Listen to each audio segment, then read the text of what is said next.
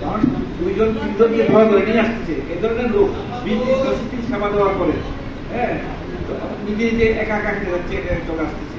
এটা দেখে আমার খুব ভালো লাগছে। আল্লাহর কাছে ফরিয়াদ করছি যাতে এখানে এরকম অসুস্থ গরিব মানুষ, হ্যাঁ, যাদের ইয়ে নাই, সম্পদ নাই, যাদের এবিলিটি নাই, তারা এসে সেবা নিতে পারে।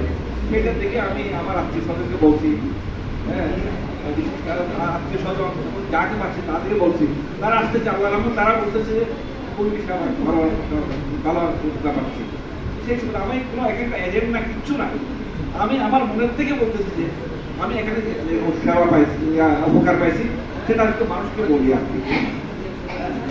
আমি নেওয়ার জন্য বলি না, এই নেওয়ার জন্য বলি না, হ্যাঁ, আমরা বাস্তব এখানে সেবা নেওয়ার জন্য তারা দেখেছি যে যে যেমন পাচ্ছে সেরকম নিয়ে যাচ্ছে। আমার জানার মধ্যে আমার 6-7টা আমার কনসার্নে ইয়ে নিয়ে গেছে আর কি। আপনারা যাতে এগিয়ে তারা নেবেন।